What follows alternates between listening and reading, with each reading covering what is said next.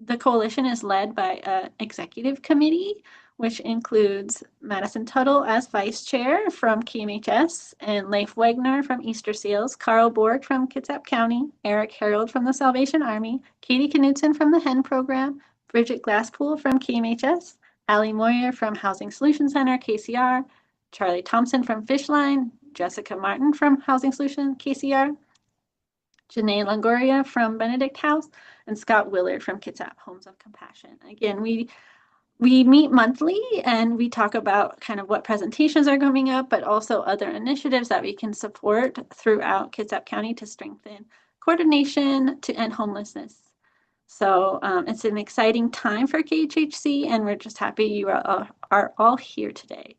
We have some great presentations lined up, and as a reminder, our meetings are recorded by Marwan Cameron of the Conduit, and they're posted on YouTube and Facebook immediately. They're live now, and they're immediately available if you'd like to share the recording with your staff. So Northwest Hospitality is our first agenda item, followed by Fishline and an introduction to the Youth Action Board. Feel free to ask questions again in the chat, and at the end, we'll have updates from agencies as well as the Kitsap County Division of Housing and Homelessness. So let's get started. Anton, are you ready? Yeah, ready. Thank you guys for inviting me to share about Northwest Hospitality. We have, I think, I've done this presentation before, but I think it was 2021, I think, was the last time I shared what we were up to. So it's good to be invited back to provide an update. And let me see if I can get my screen shared here. And we can see it, and we see the meeting kind of pop up right now. So the Zoom tab, yep. There you go. The things in the way. So it just, after many years of trying to go over it, I finally revamped our website. So I invite you guys to check out our website, and hopefully it's more modern and less of a jumble now. I'll kind of go through our programs really quick. I think a lot of people here in the meeting are maybe vaguely familiar, so I'll try to go through that quick, and then more talk about kind of how our outreach has changed over the last few years in the county and elsewhere that we work. And then anytime you want to stop me with questions, feel free to jump in and interrupt. I don't have anything. This isn't like a, prepared speech or anything, so you hop on in. So several of our programs, all of our programs basically started from direct outreach and then have developed from listening to people in the community, people that we're working with, and trying to respond to what the needs that they tell us that they have. So I'll talk more about it, but this direct outreach has changed for us quite a bit over the years as we've grown, but not very much, not enough to keep up. And then also as kind of the way homelessness has been treated in the county, and we also have teams in King County and Pierce County, and even down we have a group in Pacific County who does meals. So wherever we can sponsor mutual aid groups, we kind of try to team up and amplify their efforts. So that outreach started back in 2016 and has developed. Hospitality cards was one of the first ones that we had. We used to use subway cards. We would buy a bunch of subway cards, package them up in envelopes with a note telling people to hang on to them, because we would add them to our subway account. So and we'd say, if you use the card, we'll put more money on it every Monday. So they could access a meal kind of flexibly wherever they were, whenever they wanted it, in that way. And that worked well. Now we use a business debit card program called PEX. And we have 20 of those cards. I think about 12 of them are in the hands of beneficiaries directly contacting us when they need gas to get to work, or um, whatever else comes up, if their tent gets destroyed or they need a sleeping bag, or um, other propane is a big one, to stay warm through the winter. And then a few of the hospitality cards are with um, advocates who are doing outreach, but need support. So they'll be meeting with people, and if they find somebody who needs some assistance, we can help them if we have funding to put on the card. So it's a nice flexible way to support people directly and through advocates, and kind of grow community that way. On our website, we have a database of resources that we're sharing. I started putting it together because we needed hard copy printout resource lists for the hygiene kits that we have teams assemble and distribute. It's a good volunteer community building effort, and so I just had this database of resources, so we share it on our website now. It needs much more maintenance, but it's still, over 1,000 offices, and people can search by county and by resource type to kind of narrow down their search. We lost one of our tools that I had been using to make it searchable on our website, and so just a couple weeks ago, actually, I vibe coded. It was, I don't know, I'm not a coder. I don't know what I'm doing, but I just used one of the AI vibe coding things. It made us a new tool. So it's not as good as it used to be, but it's better than what it was. A weird, it took me, I think, 12 minutes. I just told this program to make a searchable tool out of this database, and it did it. It's kind of cool and kind of creepy at the same time. So the resources are up there, and that's in the middle there, the hospitality kits. Mostly uh, useful for kind of getting community involved, helping people learn about homelessness. Um, the kits that we get out to people aren't, it's a snack and some hygiene supplies. They're not going to change someone's life, but maybe that resource list, and then also bringing community together to um, learn about homelessness, and uh, develop more compassion and understanding about what's going on. Those are good ways um, to use that hospitality kit program. We do environmental hospitality. That's changed quite a bit over the years. There are no more regular encampments that we engage with. We have in the past, what we like to do is work with people who are allowed to be in a place, and um, just help them maintain, because they don't have their weekly trash service. So we give them the supplies and volunteer support to keep their area clean. We do not clean after sweeps. We don't believe sweeps are a humane policy. So if a jurisdiction is going to sweep an encampment, then they can deal with the trash afterwards. We want to be there for the people. There's been fewer encampments we've been able to work with in that capacity, so that's slowed down quite a bit. We've also been able to work with um, older or disabled housed community members who get fines, or get their housing becomes under threat because of code compliance, neighbor complaints.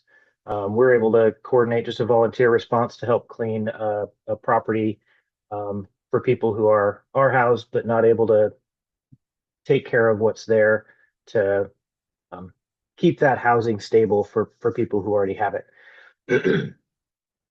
And then hopefully we'll be able to, there's an effort in Polsbo for a safe park. We're working with them to manage that trash. That it doesn't sound like it'll take much from us. They're doing all the work, but if they need any help with that trash, then we're on board to coordinating the volunteers and making sure they have the supplies to take care of that. So and then our mobile closet has been wonderful. We take the closet around to the Kitsap Recovery Center. We take it up to the Kitsap Immigrant Assistance Center.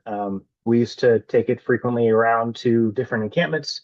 It's a 12-foot trailer filled with clothes, and we just let people go to town and take what they need, take what they want. We also have several satellite locations. There's the First Christian Church of Bremerton on 9th and Veneta has generously donated space to host a bunch of our clothes. And so if any of your agencies have people who need clothes, they can get in touch with us, and we just have to make arrangements with the office staff there to and our volunteers to let people have access to, again, access the clothes that we have there. I think I saw Chuck's back logged in here. He's like one of those unicorn volunteers. So he helps with another one of our satellite closets at the KCR location in Port Orchard. They also generously share an office space with us there to store some bins, so people can. That one's a lot easier to access because it's just available during their office hours. But yeah, so several satellite locations, and then the mobile closet that we can bring around to events and different locations that have people with those that can benefit from those clothes.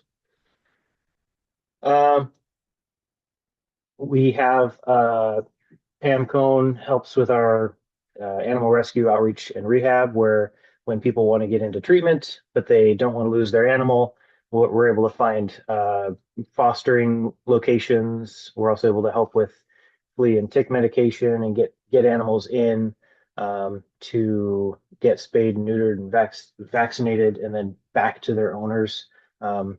Pam's done a good job building trust with a lot of people so that they know that they're not losing their family member when they get them the medical treatment they need.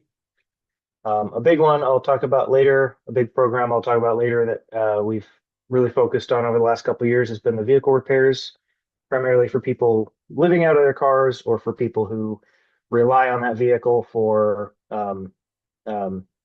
work. And if they didn't have it, they might lose their housing. That's another way we can help folks. Basically, anything they need within reason. We can't do massive body work or something like that, but brakes and tires, and this one's really important because it doesn't just keep them reliably on the road so they can move and not get their house and transportation towed, but it also keeps all of us safe because we don't have people with stripped brakes and bare tires riding down the road unsafely. So I'll talk a little bit more about that one later. And then mutual aid support, I mentioned our teams in Seattle, Pierce County, Pacific County, wherever kind of outreach groups want to do what they're doing, but don't want to deal with the 501c3 stuff. That's kind of what I wanted to do before starting Northwest Hospitality. I didn't want it, so try to help other groups just do the work and focus on their community without having to worry about the 501c3 stuff. And so share some of our tools with them when we can.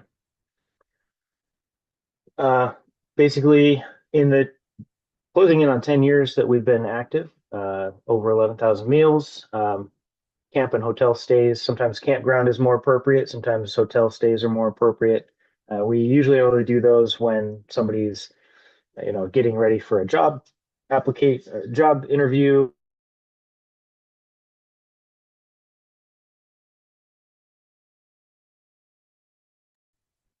People in hotels and all that stuff.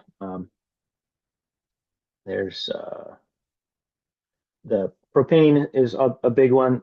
Our team over in West Seattle does sometimes, 50 tanks a week during the cold of winter. So that we're, closing in on 15,000 gallons of propane provided, 5,000 pounds of gas or gallons of gas for people who are, trying to get to work, trying to get their kids to school, stuff like that.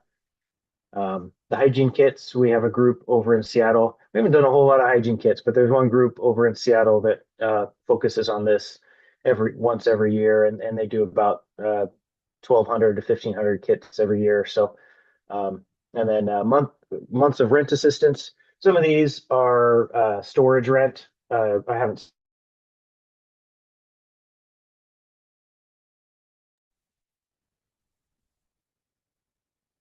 I think Anton. stabilize Anton. that. Yeah. Oh, you keep freezing a little. You come back, so I think it's okay. But just let you know, like you keep Oh yeah, freezing for sorry. like 5 seconds at a time. So just Okay.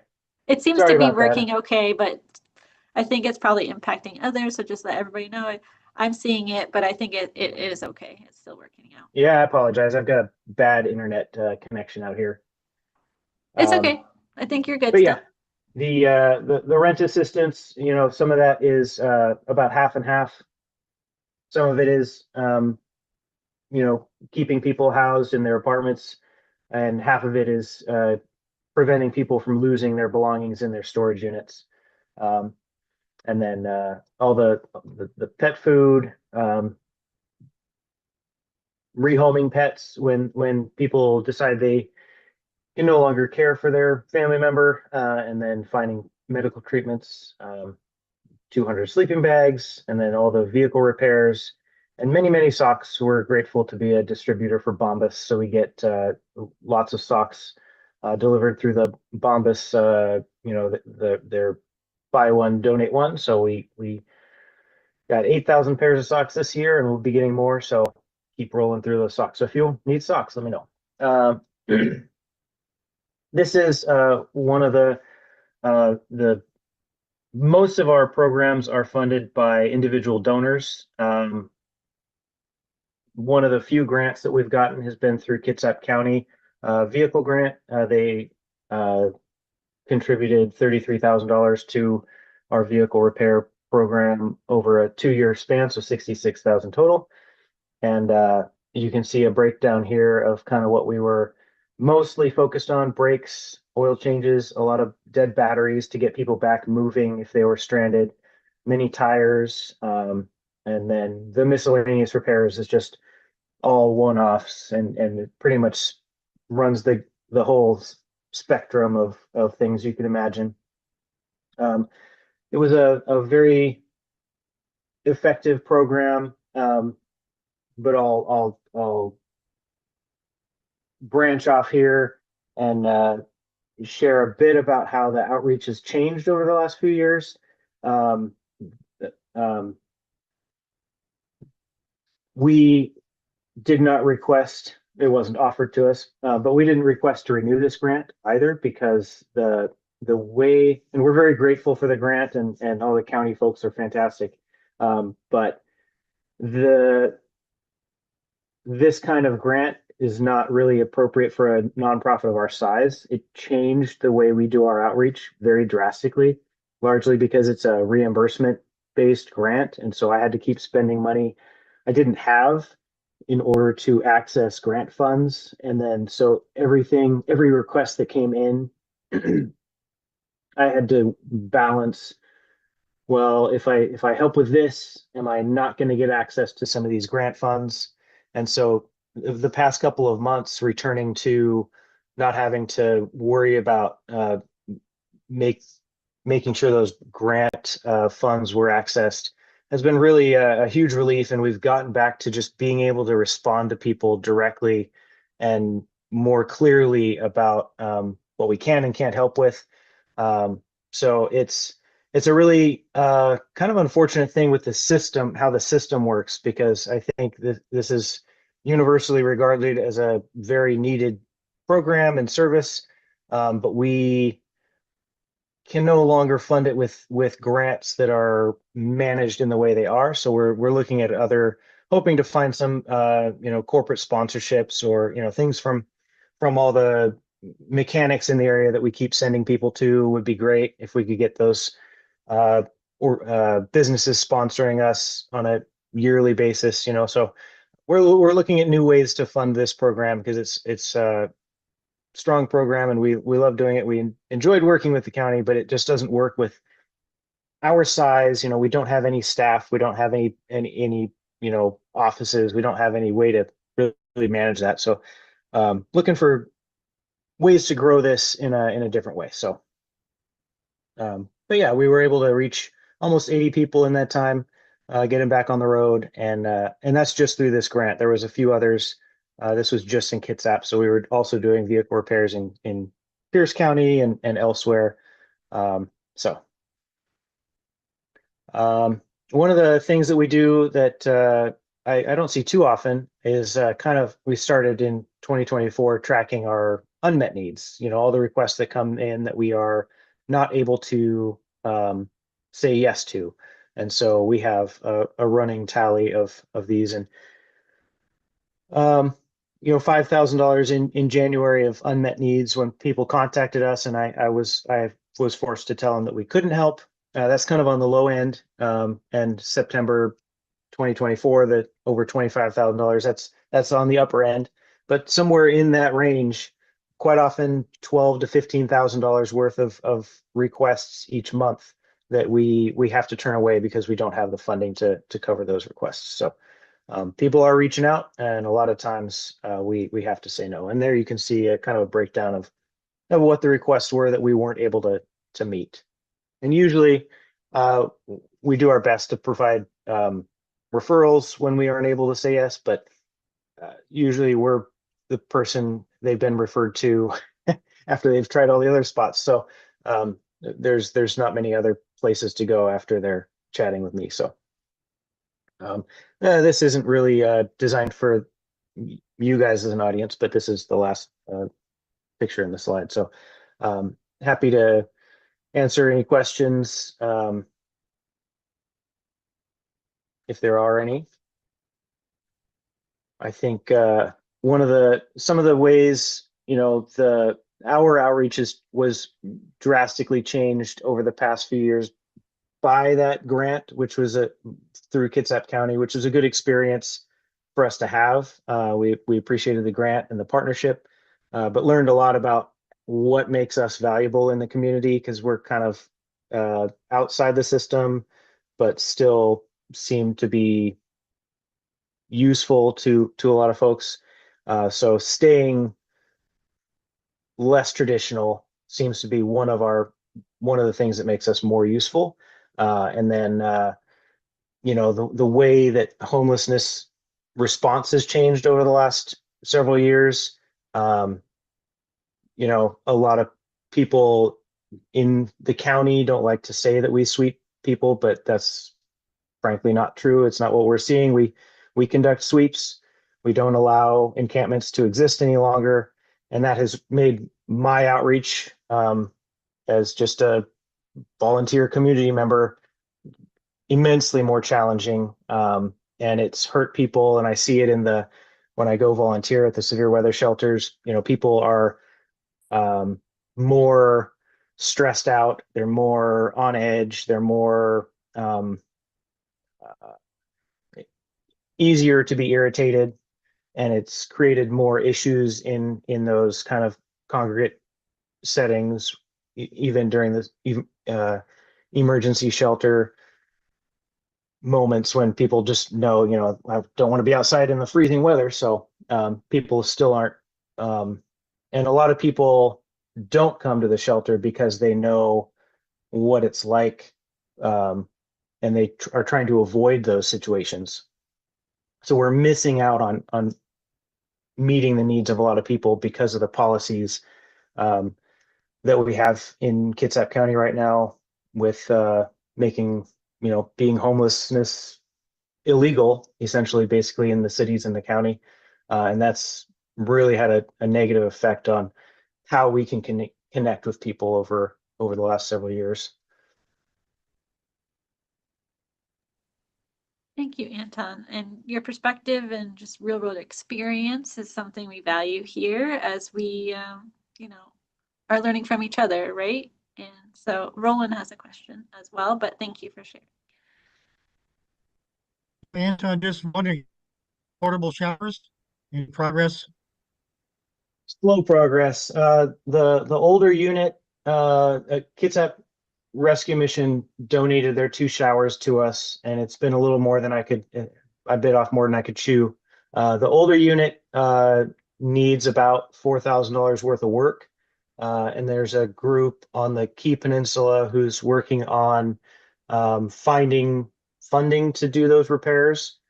And then if and when they can pull that together, I'll probably be working with them to find a spot on the Key Peninsula to set the shower up. with volunteers who will manage it and run it in association with, I think, a safe park. But that might change. Who knows? The newer unit we had out once over the last summer. Kimmy Siebens had a great community picnic, and we had tons of people out. We were able to bring our mobile shower out. We were able to bring our clothing closet out, and we had a whole bunch of people come and get. And I think we did 8 showers that day, and then gave away a bunch of clothes, and people had a lot of good food and everything. But since then, the trailers have been sitting at church in Port Orchard, where Cisco runs the Mercy Mobile out of, and the plan is hopefully to get volunteers from their church to run it kind of on site in association with some of their other outreach programs to maximize the impact that it can have. Because we just don't have the ability. It's just not efficient to drive it around, on a schedule, hooking up and all that stuff. So that's where the showers are at the moment. Hoping to get them more active, but haven't been able to find the keys to make that happen just yet.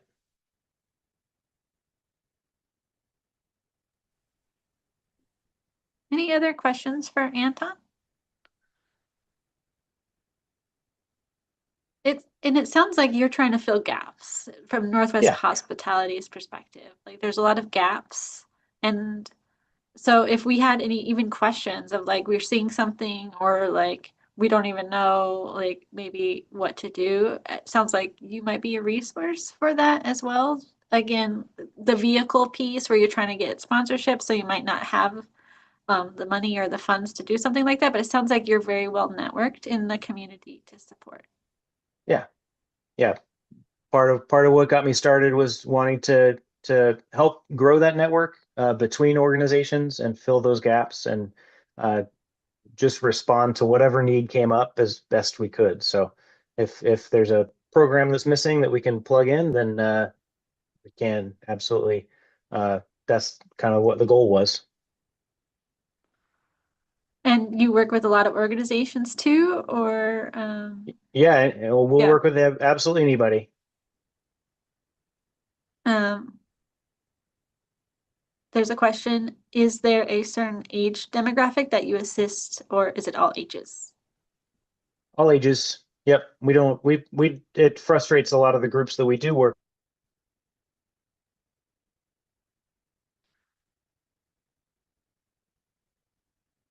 I'll let his internet catch up. Sorry, it looks like I'm freezing up a lot again. Yeah, I don't ask many questions. We don't really, we don't help people a lot. Like what we do is very small. So if I give somebody $30 for gas and they're lying to me, it's not worth me spending 2 hours trying to figure out if they were lying. It's just give the $30 and then we can build a relationship on that and move forward rather than worry about the past. So I don't ask any vetting questions. If people say they need help, we help if we can, and if we can't, then we try to find them other resources. So yeah, I don't have any limitations or restrictions on anything that we do, unless we're working through a grant or some kind of different funding source that does put a limitation on something, which we try to avoid. But well, I don't see. Yep. I have a question. I tend to see folks looking for places to donate clothes. Are you taking clothing donations at this time, or do you have enough? right now I'm kind of full because I haven't been able to do enough events. So we're trying to improve our management of volunteers, and then at the moment I'm pretty much only accepting men's and women's underwear, and then men's pants from like 30 to 50 or size 30 to 40. Those are we're out of those items, so we're trying to restock them. But I don't have any more space to store too much more. So I need to hold more events so I can get things rolling through. Well, I wonder if we have our newsletter. I feel like people are always looking for places to donate clothes. So outside of like, some traditional spots. So maybe if you want to reach out when you need donations, we could probably I can Yeah. talk to you. And then if any of the organizations here are interested and have the space, we'd be happy to help stock a satellite location. You guys wouldn't have to worry about it. We do it at the Walla Recovery Center, and then we have the church, and we have KCR in Port Orchard. We just need the space, and then it can be set up however you guys want, and then we'll just keep closed there, and your clients can go through and take whatever they want whenever they need it. And more of those satellite locations makes it easier for us to accept more clothes because we can keep them stocked, spread out the stock and manage it better that way.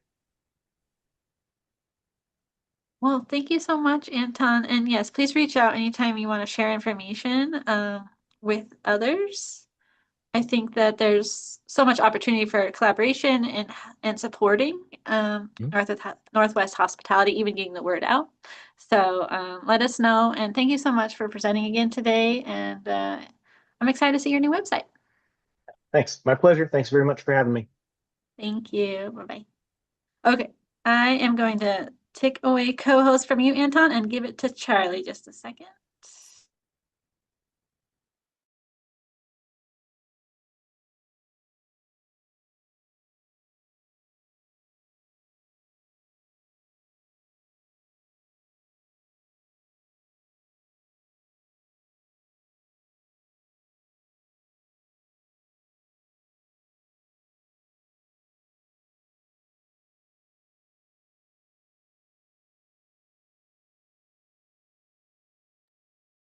Oh, I think we're ready, Charlie, if you'd like to start.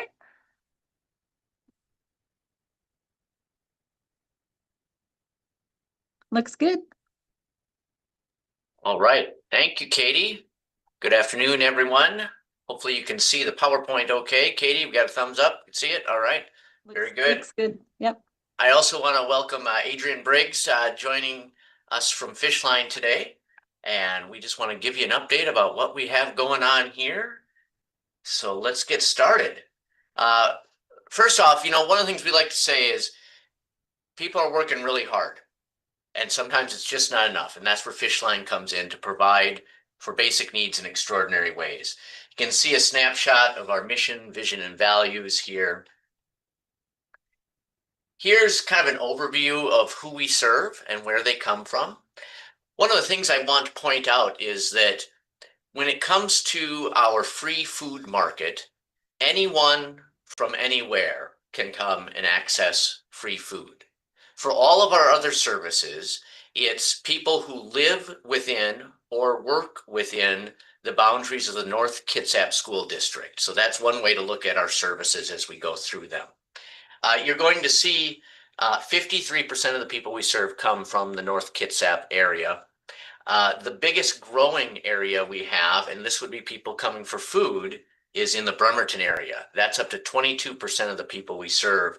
And then you can see some outlying areas where people are coming from, including 9% who are unhoused of those we serve.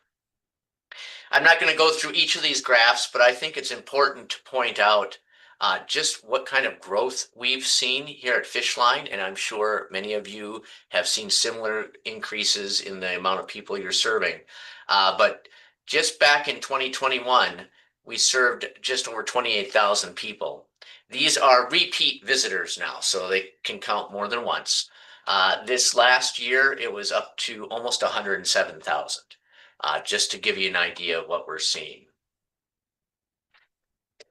When we talk about our unhoused supportive services, so we have grab-and-go meals, we have our shower program, we also have a clothes closet and vouchers to our retail thrift stores.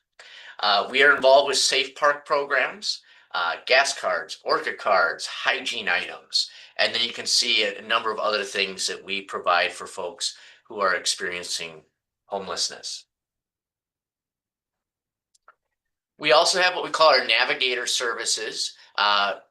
Prior to this past year, we referred to it as case managers. We provide a lot of rental assistance, as you can imagine, utility disconnection prevention. We do a lot of referrals to other agencies, you know, much like many of you. We can't do everything, and so we will refer them to those who might be able to help. Last year, we saw over 1,000 navigator visits, and we anticipate that that number will continue to increase into this year. Most people know us for our free food market.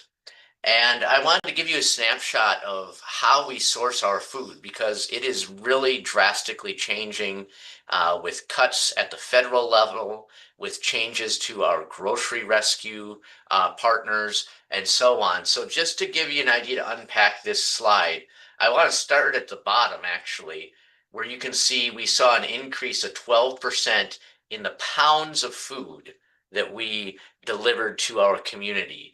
Last year in 2024, excuse me, it was just under 1 million. And in 2025, we hit the 1.1 million mark for food distributed. And we are on pace through the first quarter of this year. We're continuing to see close to a 20% increase in the need for our food services. One of the biggest changes is in 2024, we purchased 5% of the food we distributed. In 2025, that jumped to 14%. Nearly $300,000 in food was purchased last year, and we anticipate about $350,000 in food will be purchased in the coming year. Some of the biggest drops that we're seeing is from our local grocery stores, down 11% year over year here. And food programs. So this includes federal programs. It includes programs through our regional food banks that we partner with. We saw a drop of 5%. And then finally, another increase we saw as individual donations went up 7% for food. We do a lot of family and children work with services. We provide funding for extracurricular activities. That could be through the school district. That could be through rec programs. It could be paying for fees. It could be buying equipment. Any number of ways we're able to help with those extracurricular activities. We also will help pay for driver's education. We offer our birthday and holiday bucks programs. This is a very unique way that we're able to help both at birthday and holiday time, where we have a dozen or more, I think it's approaching 20 stores in the Paulsbo area who will accept these gift certificates, and then we reimburse them for accepting them. So families in need get gifts for their children. They then go out and use these certificates we give them to buy those gifts, in which we use then our charitable revenue to reimburse the local economy to the tune of $50,000 or more each year. We're putting back into the local economy with this holiday and birthday bucks program. And then finally, Recreation Assistance for All is a partnership with our local Parks and Rec district, where we can help pay for not just children, but adults' park and rec fees as well. Our free mental health therapy, we provide short-term interventions, very low barrier. The idea is to try and get someone booked in front of one of our therapists within 24 to 48 hours of presenting a need. Their sessions are one-on-one, and while it might vary how long someone is interacting or seeing the therapist, the idea is for it to be relatively short term and either refer them out to another therapist and or provide some self-help techniques that help them get through their current situation. And you can see over 1,200 sessions were provided in 2025. Some of the other things we did last year is we have purchased a mobile food market, which is scheduled to launch later this year. It will go out to areas where we know there's high need and perhaps challenges to transportation, where we can bring food to people instead of people having to come to us for food. We expanded our hours. Our free food market is open 42 hours a week, including Saturdays, which was a great leap forward to help meet the needs of our community. And as I mentioned earlier, we rebranded our case managers as navigators, and they provide services at multiple locations around North Kitsap, including our main campus here in Paulsboro. This is a snapshot. I'm not sure how well you can read it. My apologies, but it just gives you an idea. You know, we all lived through that government shutdown, and we all had to do a lot of pivoting and trying to figure out how to meet our increased need. This is an example of the flyer that we put out, especially recognizing there were so many people that maybe previous to that shutdown, they didn't have a need for services. And so really trying to educate the public on what's available to them through Fishline. As far as affordable housing, which I know, is a passion of all of us on this call, Fishline traditionally, food has been, where we have focused for much of our existence. We started to pivot in 2018 with our comprehensive services center. And, that's when we started leaning into how can we do more with rent assistance, with utility assistance and such. And now we recognize, we need to take another leap forward and really try to do more to tackle the crisis we're currently in. There's a number of ways, we're looking to do that, not only through our mobile outreach, but also working with the STEP Coalition here in North Kitsap, obviously increasing our activities with this coalition so that we can become, better informed of what the needs are throughout the county. And, the other thing that we're looking at is the Paulsboro City Council, for instance, just finished a 4-part series on housing affordability. I was able to attend those sessions, and, they're really looking at a deep dive to what sort of levers can the local government control to help, with the costs of housing and try to make it more affordable for folks.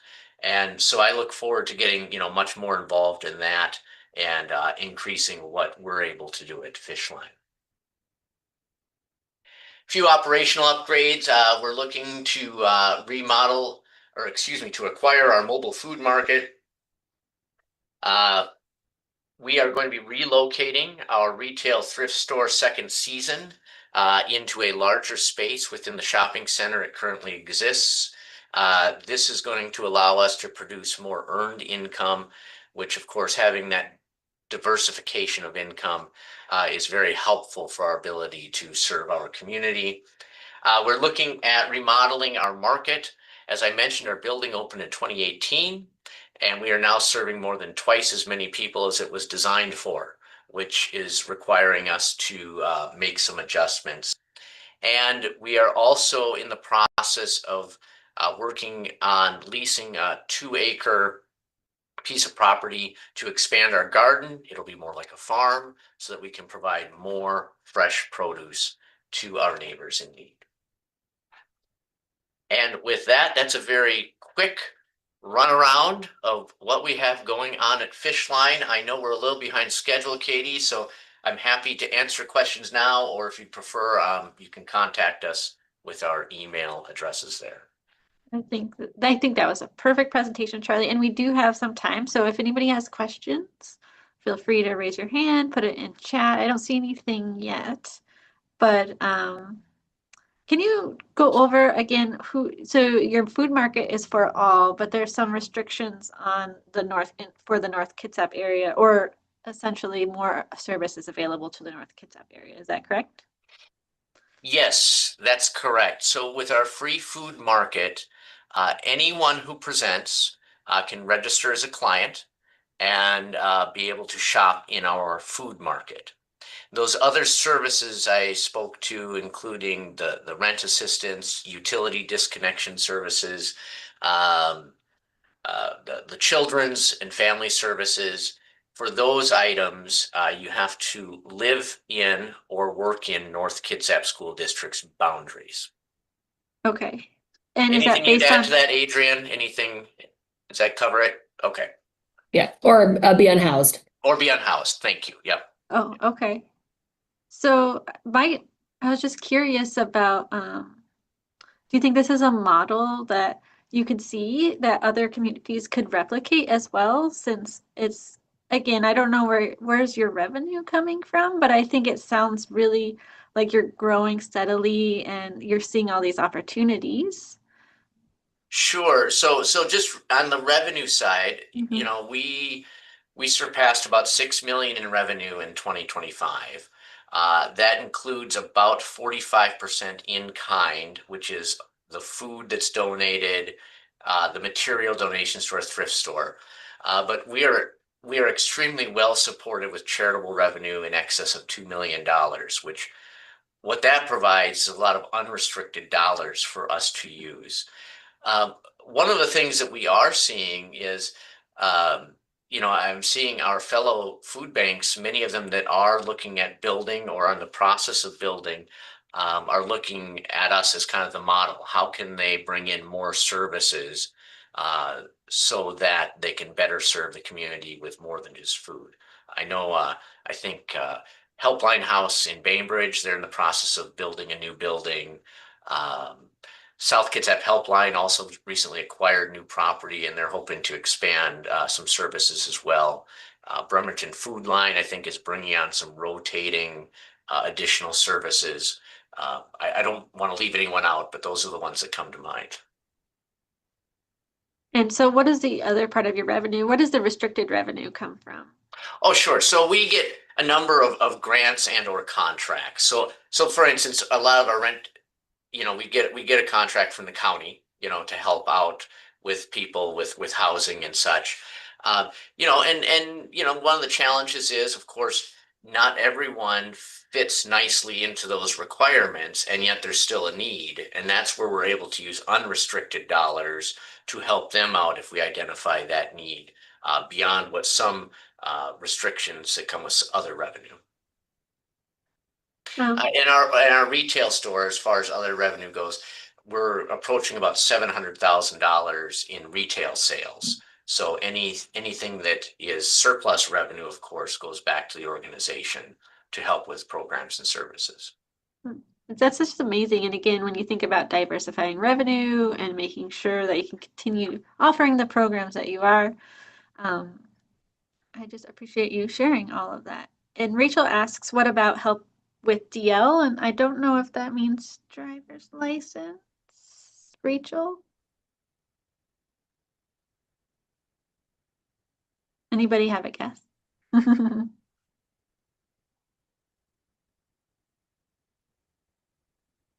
Yes, she said yes, driver's licenses. Help with Adrian, I don't think we do, but It's not something we typically do. However, I always encourage everyone to come in, make an appointment with a navigator and talk with them to see how we can help. you know, one of the ways we try to approach our work is, you know, someone might come in asking for this, and we realize, well, we might not be able to do that, but we can help you over here. So now you can take care of this. You know, it's just like we might be able to help with a utility bill, even though that's not what you came in for. And that frees up money to help you with something else we're not able to do. So Just being free to ask the question so that they better understand what you can offer. Do you work closely with coordinated entry and KCR? yeah, Adrian. Yes, we have Michelle, the representative here. She's actually right next to us, and the office is right next door. And so if there's somebody who might need additional support that's not in the North Kitsap area, do you refer to coordinated entry or just case by case basis? It's case by case for sure, but we refer to her quite a bit. Jason asks, you mentioned support with driver's education earlier, which might be where some of the confusion about driver's licenses. Yeah. Yes, we do. That is one of our actual biggest asks here in the North Kitsap School District. We have quite a few kids that we pay for the driver's ed. a portion of it. But we help with that.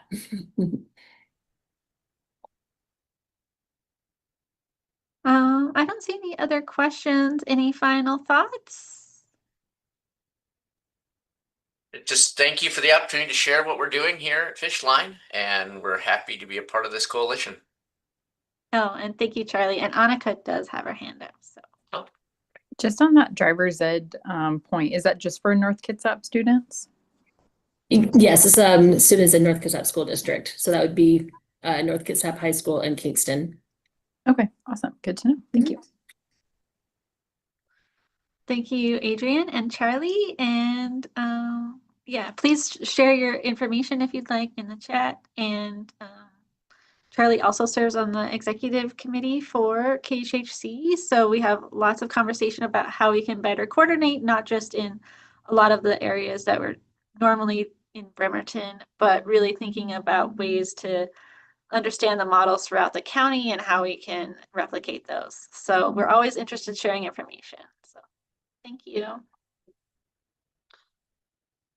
And Madison, I'll to you for an introduction. Thank you. So I'm excited to announce we have Marasia here from the Youth Action Board. So I'm going to pass it over to her to kind of talk a little bit about that, and then help answer any questions that anyone might have. So take it away, Marasia. Hi, hi everyone. To everybody that's not Madison, I'm Marasia. I am a part of the Youth Action Board, and I'm just going to explain a little bit about like who we are and what we do.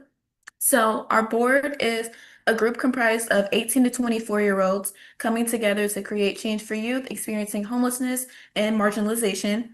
So our board operates on the belief that everyone is equal. So while we are currently exploring the idea of structured roles to best support our work, we still operate with the notion that every perspective is valid and all opinions contribute to our mission because all of our members have some type of lived experience that directly correlates to homelessness or some other type of oppression.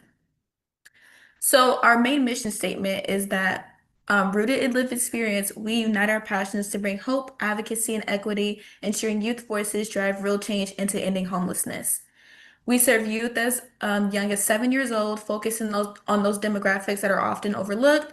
So when we think about those demographics, we think of people like that are low income, LGBTQ plus youth, as well as youth of color. And our goal is to connect them with resources and support systems they best need to thrive in this world. With the support of our sponsors, Lutheran Community Services, Kitsap Mental Health, and Coffee Oasis, we have already begun making an impact, even at the early stages of us trying to build that structure for ourselves. From May to October of 2025, we hosted an interactive booth at the Kitsap Farmers Market where we connected directly with youth. We learned what they needed to feel more supported by the community, and we created activities to encourage them to engage with us and ultimately make them feel seen. And we're just getting started with that as well. Currently, we're in the process of making our committee more known to the community so that we can make the biggest and best impact. And one of the ways that we're hoping to achieve this in the future is by hosting a youth talent show where youth can show up and showcase their creativity and ultimately feel celebrated. And we're also in the process of expanding our reach by making ourselves known to other organizations like the Kitsap Regional Library and into spaces like the Norm-Dig City Hall to be the change that we want to see. Because the Youth Action Board aspires to be more than just like a resource hub. We want to be a voice for the youth that can't afford to speak up like we can. So yeah, any questions, comments, concerns, I'm more than happy to answer. That's fabulous, Marasia. Thank you. And if anyone knows anyone who's looking to get involved, they're welcome to shoot me an email and we can work on getting them through the interview process and stuff like that. I'll put my email in the chat for you all. But yeah, thank you so much, Marasia. Yeah, does anyone have any questions? I didn't know if Annika still had her hand up. Okay. And Martita? Sorry, no. Yes, thank you. Marasia, right? Mariah? Marasia, yeah. Yes, yes. I would love to share with you resources for pregnant mamas. Yes, so please. I would like to have your contact information that we can communicate and see I can drop off some resources. Yeah. I can definitely list my personal email in the chat. And I'll be putting my information as well in Okay, here. thank you. So thank you. Yeah, we have resources for parents. And when I said pregnant mamas, because some people, regardless of their gender, identify as a mama. So Yeah, yes, I really appreciate that. Thank you so much. thank you. Thank you, Katie. Yeah, and the YAB is working on in like a YAB email as well. So there's going to be a more direct contact information in the future that I can bring to this meeting too, or Marisha, if you want to come back, you're welcome to bring that too. But yeah, thank you. Go ahead, Tyler. Hey, so I'm the Adult Services Librarian at Kitsap Regional Library's MLK Downtown Bremerton branch. I'd love to work with you. If you want to reach out to me, feel free. I'll put my email in the chat. Okay. Certainly happy to. Yeah. You said 18 to 24 is your like Yes. target demo? Then absolutely, yeah. Please, thank you. And I shout out to Tyler, just getting a conversation and having a chat with Tyler will open a lot of opportunities, I think. So I encourage it. Madison, do you want to explain a little bit about your role with the YAB? Oh, sure. Yeah, so Kitsap Mental Health, Lutheran Community Services, and the Coffee Oasis are kind of like supporters of the YAB directly. We have staff members that attend the YAB meetings, or fondly referred to as YABAs, the Youth Action Board adults. So we help kind of facilitate the meetings and support the youth as the young adults as they're running the meetings, and kind of connect them with resources in the community and like model different ways to interact with folks and like kind of just kind of give ideas and stuff like that. It's a multifaceted kind of like role to help support the youth and whatever they choose to. It's a youth-led board, but you need folks to like support whatever they choose to do. So that's what we're there for. I attend the FYS PRT FISPERT meetings too, Jason.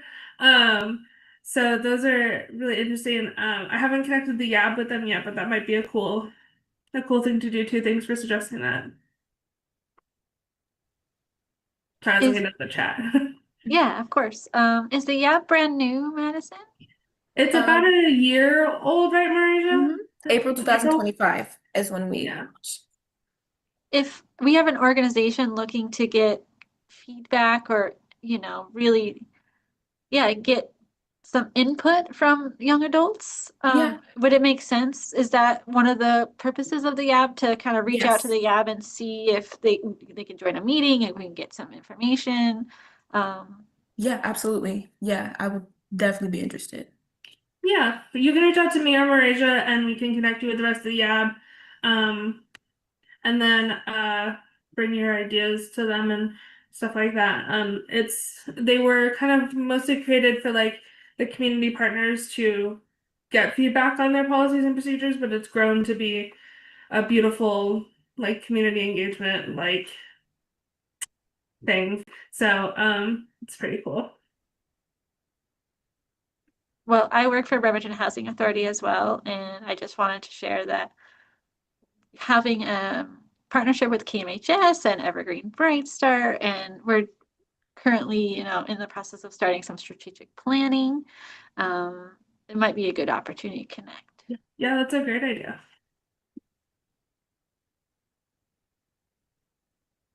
Well, if anyone comes up with more questions, my email's in the chat. Feel free to reach out to me and I'll connect you with the YAB. I don't want to overload Marisha with too many emails, so I love an email, so feel free to email me. Or I'm not gonna take away emails from Marisha, but just anyways, you can email me. It's fine, and I'll connect you with everybody. And let me know if there's any more questions. Thank you so much. And, yeah, thanks, Marisha. That was great. Yeah, and thank you for letting me present to you guys. It was really awesome. This was really, really interesting. I love what you guys are doing. It's really great. So yeah, thank you for giving me the opportunity to do this. Thank you so much. Okay, so I think we're going to transition to some agency updates. Our first one always being Kitsap County. Carl, do you have any updates? Yeah, I'll turn it over to Corey to kind of go over the preliminary point in time count update. And then one of the things after Corey's done, we'll talk a little bit about one of the things we want to do with it. It's part of the homeless housing plan. Okay. Can somebody set me up to share? Oh, yeah, let me make you, I'm going to make you a co-host so you can share. Corey, we're doing it a little different today. Trying to find you on my list. There you are. Okay, you should be able to share now. Okay. All right, so earlier this year, we did our 2026 Kitsap County point in time count. This is a preliminary report. This is not a final report. The point in time count, for people that may not know, it's a way for us to collect like a snapshot of homelessness on a single night in the year. So we gather information about people that might be homelessness in shelters and transitional housing, and for people that are unsheltered, where they might be living outdoors, on the streets, in vehicles, RVs, or abandoned buildings. And the way that we collect that information between the two groups is separate depending on if somebody's sheltered or unsheltered. So we collect information to help us track our progress on unsheltered homelessness in the county and the needs of people that are experiencing homelessness. So to survey people that are unsheltered, we've been utilizing the street outreach groups in the county, West Sound Treatment Center, Real, Agape Real, Common Street, Northwest Hospitality, Rock the Block, and the Heart Team. Hope I'm not forgetting anybody. And those groups, they go out and they survey people that are on the streets, in encampments, in their vehicles or RVs. And then we also have volunteers that survey at other service sites throughout the county, at the Project Connect fairs, the food banks, and some meal sites. So that information is collected over a few days. And we make sure that we collect information about if somebody is experiencing homelessness on it's usually the last Thursday of January. So in this case, it was January 29th. So the surveys are voluntary, so it is dependent upon volunteers and outreach persons being able to contact people experiencing homelessness and what the people experiencing homelessness are self-reporting. So one of the things that we've collected this year is that there's a decreased number of people experiencing unsheltered homelessness compared to 2025. So we counted 230 people that were experiencing unsheltered homelessness. That's a 23% decrease from the high of 297 last year in 2025. That's pretty comparable to where we were at in 2022 and 2023 for people that were experiencing homelessness. Up through January of this year, we still had the Salvation Army open, operating as extending services that they were doing during the COVID pandemic to operate their shelter. So in total, we had a number of 230 people that were unsheltered, and between emergency shelter and transitional housing, we had 325 people that were sheltered for a total count of 555. So just comparing this year to last year, we had amongst people that were in shelters, we had a decrease of about 7% of people that were in shelter or transitional housing this year. And we had a 23% of people that were unsheltered. So that does lead to like an overall decrease of 14% between the two groups. Of the people that are sheltered and unsheltered, 59%, so close to 60% of people that are experiencing homelessness are in shelters or transitional housing, and 41% are unsheltered, which is pretty comparable to some of the prior years. 2025, we had a larger number of people that were unsheltered than this year, but this puts us pretty much in line with where we're at in 2022 and 2023 about the percentage of sheltered versus unsheltered. Where are people located? So we collect information about where somebody was surveyed and where they're sleeping on the night of the count. We were able to get information from 190 households with that information. 46% were in Bremerton, 18% in Port Orchard, 16% in Poulsbo, 13% in Silverdale. It's very close to in line with where we were at last year. Bremerton is percentage-wise the same as it was last year. There have been fewer people in Silverdale and more people in Poulsbo by a couple percentage points this year. And when we ask people about where did they last have permanent housing, 80% of those that responded said that their last permanent housing was in Kitsap County. 15% were from another county in Washington State, and 5% were from out of state, which is very similar to other years. Usually 75 to 85% of the people that are in our point in time count respond that their last permanent housing was in Kitsap County. We also asked them information about characteristics. So this is kind of self-reported about if they have any disabilities, if they might have a mental health condition, a physical health disability, a substance use disorder, chronic health condition, developmental disability, or if it's a household that's fleeing domestic violence. About 86% of those that were surveyed responded. This year, the 57% responded that they had a chronic substance use disorder, and 49% responded that they had a mental health disorder, followed by physical disability and chronic health conditions. 15% responded that they had no disabling conditions, and 5% were fleeing domestic violence. We also asked people about what led them to losing their housing, what caused their homelessness. 71% responded to this question. This year, the most common responses were housing and economic. So people this year, the most common response was that they had lost a job or were unable to work, or they might have a eviction, or they might have had issues with housing affordability. And then the other major issue was health issues. So they might have had a substance use issue, a mental health condition, illness, or physical health problem that caused them to lose their housing. So that is an overview of kind of the preliminary count this year. This is, it would appear kind of based off of this chart that we kind of had a spike of people experiencing unsheltered homelessness. In 2025, we were discussing some of the reasons that might be around that. There was a period of time that we didn't have any funding for eviction prevention. That could have been a factor in that. There might have been more households that were unable to be assisted for a period of time.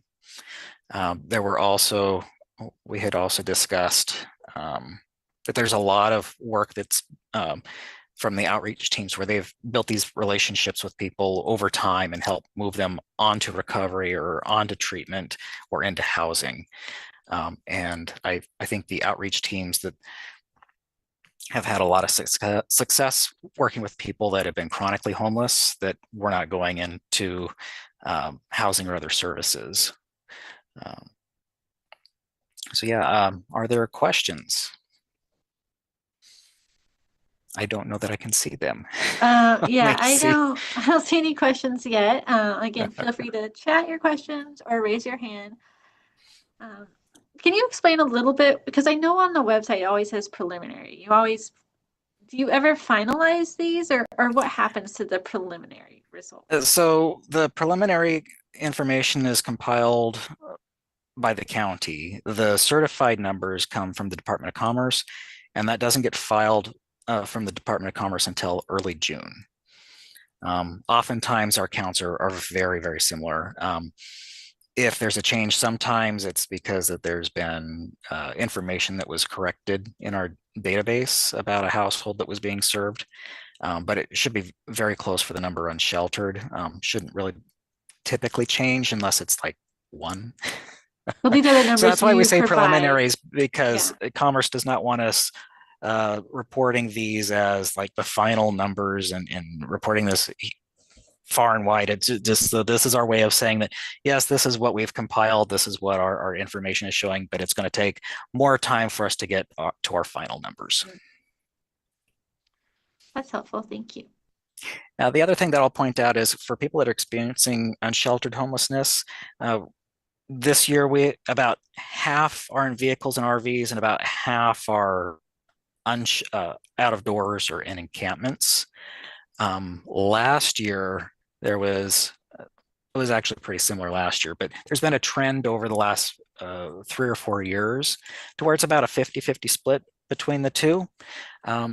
Looking back at our reports from prior to the pandemic, there were a much larger proportion of people were staying out of doors than were in vehicles and RVs. So that is one trend that has happened over time, is that people are more likely to be in vehicles over the last few years.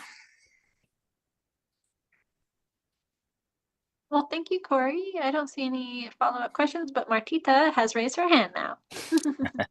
Oh, is she? Thank you. Yep. Yes, I'm here. I didn't see in the last graphic.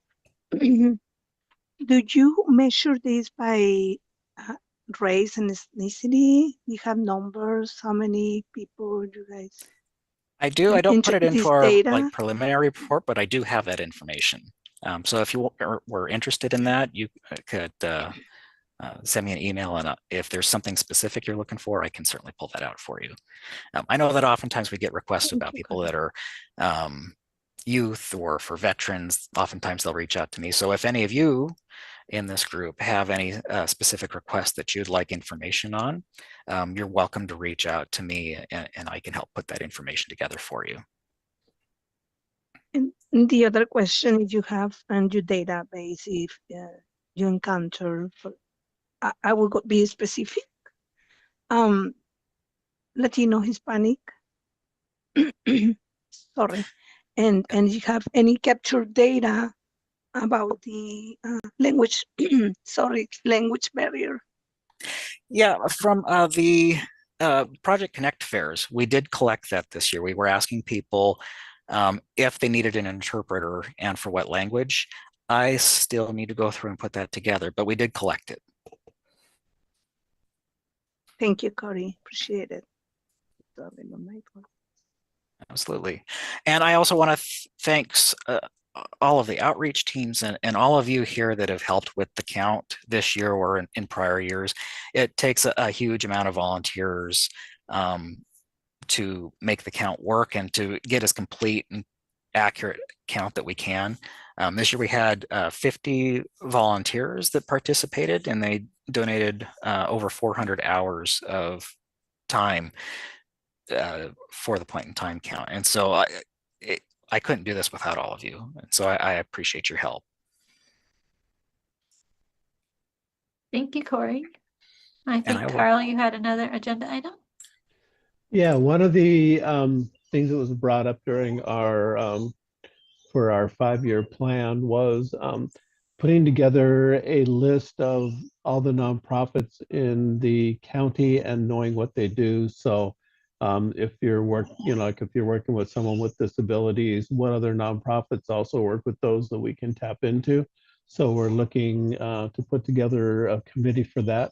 So I know that was one of Janae's big things that she wanted to help with. So we already volunteered you for that, Janae, since you were so happy with that. But anyone else would like to join with that and put that together and help us put that list out so everybody kind of knows what's going on. So even, if you're in shelters, you're looking around, you know what other agencies there are you can call on for help on different things. So you can send me an email and I'll put my email in the chat there. And then I also want to take time to thank Corey for all his work on the point in time count. He put in almost as much work on his own as the volunteers do. So thank you, Corey, for all you do too. Carl, I don't know if you remember, my Leadership Kitsap group did a resource directory of nonprofits that's hosted by Kitsap Regional Library called Kitsap Connections. So that might be helpful for developing. Yeah, Madison, if you could send that to me, that would be great. Sure. Yeah, no problem. Okay, thanks. Thank you, Katie.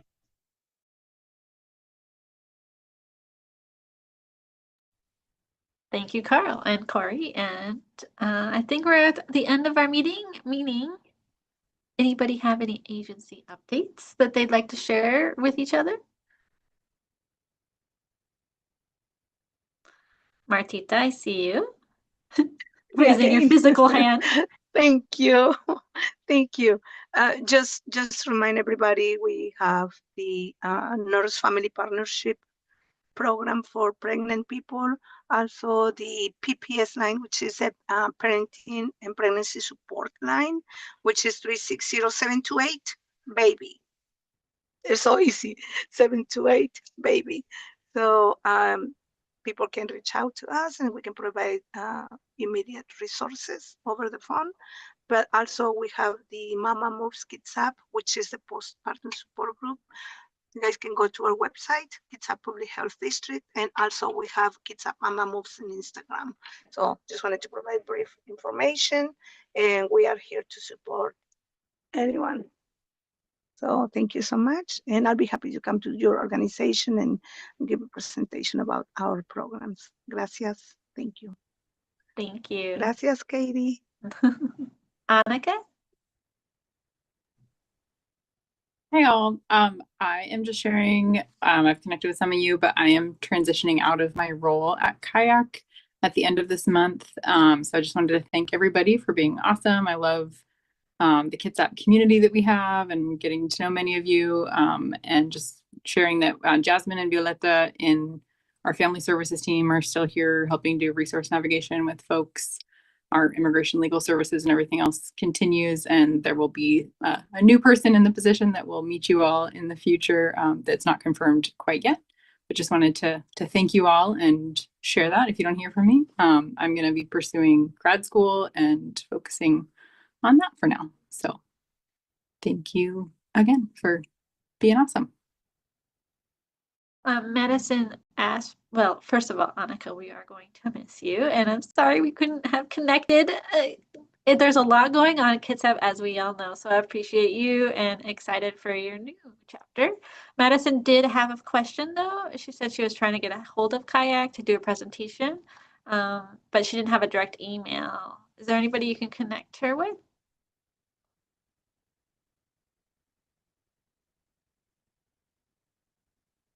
I saw your head nod, so I assume you're typing. Yeah, I'll put our ED's email, Jessica Salvador, in the chat. Thank you, Annika. Again, congratulations, and we hope the best for you. Jason? All right, so couple quick updates. We at Kitsap County love our community surveys, whether it's our housing and homelessness division or aging and long-term care. We actually have a community survey out right now, and I will send the link to this, but it's for pretty much anybody. Ultimately, we're trying to identify gaps in services as well as demographic trends, challenges.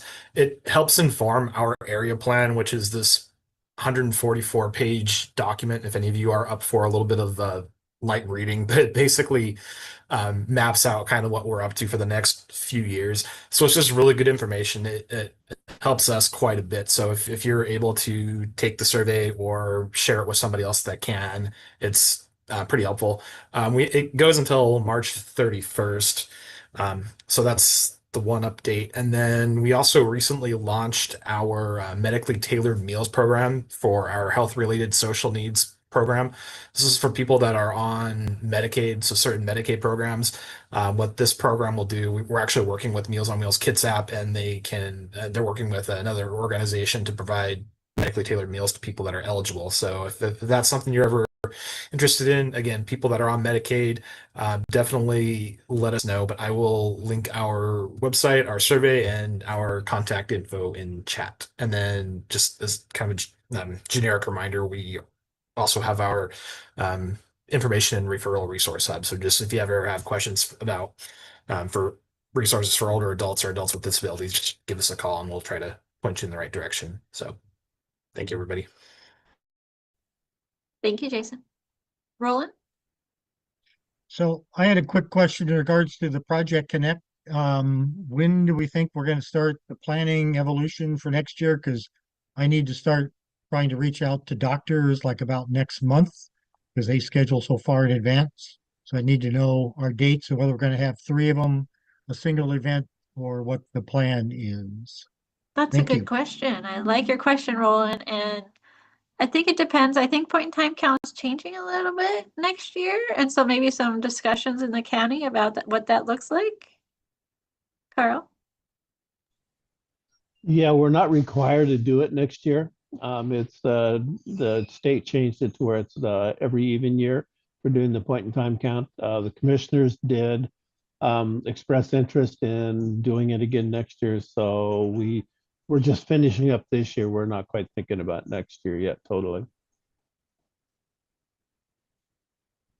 But it's a good reminder, Roland. Allie did mention she wants to be involved again, and as you all may know, Allie Moyer led the Project Connect planning subcommittee last time, and so I know that it's very close to the KCR Housing Solutions Center mission as well, and so we can work. I don't know if Allie's here. Jessica, I see you. If we want to get the conversation going with Allie about a meeting, just to recap from last year and start thinking about next year. And I'll just jump into for the grant that I write for it. We usually have to do it in June or July. So just if we know for sure if we're going to do it next year, so I can get on board and get that, started. Thank you. Thank you. And thank you, Roland, for bringing that up. Don?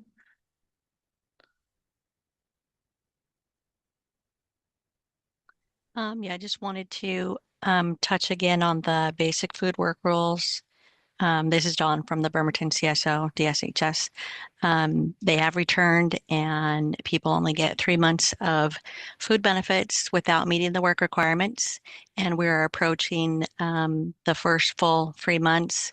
So we're going to be seeing people having their food benefits terminated the end of this month, end of next month. So, brace for the impact. We're going to have strain on the other resources in our county, I think, for food when people start seeing the benefits terminate.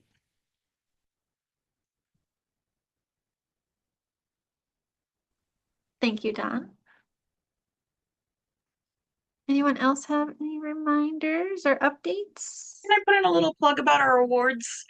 Yes, please. So next month we will start taking the nominations for our annual Kitsap Housing and Homeless Coalition Awards. I know all of you do some amazing work. Have coworkers that do some amazing work. You have community partners that do some amazing work. So I just want to put it all in your minds to start thinking about who you want to nominate, because I'd love to see a whole bunch of people being nominated. Thank you. And that information will go out in our email newsletter. And more information about the in-person event, correct, Bridget? Yes, yep. We're gonna pick our site this year and make sure we have a place reserved. Yes. And usually, at least for the past few years, it's instead of a virtual meeting that month, whatever month that is, we would host an in-person celebration. And just a reminder to everyone to keep that this what is it, 3rd Wednesday of the month open. So we'll get more information out about that. Thank you, Bridget.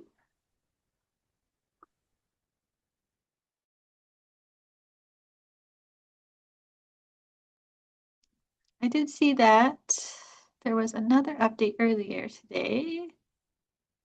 Jessica from HRB, were you still here? Yeah. Did you want to share your update? Yep. Oh, excellent. Sorry, hang on. I know that the 60 to 80% AMI is not typically the demographic that you folks work with, but I don't know if you have friends or staff who might be looking for a 2 or 3 bedroom rental on Bainbridge. We have one of each of those available right now. And please feel free to reach out if you have questions or if you know of anyone with a voucher or who meets the income criteria. Thank you, Jessica. Any other last minute updates? Looks like Marwan shared something in the chat as well. And no, Naomi? She said she would just share in the chat. There's a few links in there. The connection is overdose prevention campaign. There's information about that from the Kitsap Public Health site /love. That you can find more information. We continue to have county drug overdose information on our website. And then this is from Naomi. If you would like I can pronounce this word. Anybody want to help me? Naloxone training and naloxone refresher. Did I get it right, everybody? Or what do we got? Or a presentation about that campaign, you can reach out to Naomi and she's provided her email in the chat. Yeah, she has a campaign, tough love. And then Conamore. Yes, with Naloxone. She said I could use Narcan instead if I needed to. But thank you. And let's see. It says, Rachel, you said you have something to share? I do. Is it okay if I share my update? Of course. Awesome. So Coffee Oasis since 2019 has hosted a Youth Night of Achievement that happens in May every year. The community and our volunteers, along with the schools that we work with, nominate youth to receive an achievement award on something that they've overcome in the last 365 days. If you would like to attend or participate in any facet, please email me. I put my email in the chat. It's a little ways up and I can add it again. But it is one night for them to dress up and be recognized, and we'll have some special guest speakers, and it is a dinner for them to bring their family and friends and people who have supported them along the way. So if you have a youth who you'd even like to be recognized, please reach out to me. I would be more than happy to help them receive an award and kind of, feel celebrated for the evening. Thank you, Rachel. And yes, her update is a little bit further up in the chat. May 15th, the Coffee Oasis is hosting a youth night. And then you can reach out to rachel.m.dejesus@thecoffeeoasis.com. And I think you might have missed an S on your email. So if you want to share your email again, go ahead and do that, Rachel. Okay, I don't see anything else, but again, appreciate you all for showing up today. And I know you all are very busy. But it's just so great to be able to get together. I thought it was really great presentations. Thank you to our presenters. We learned a lot, and hopefully we can take it back to our agencies and share a lot more resources with each other and keep sharing. So thank you all and have a good afternoon. Thanks, Katie.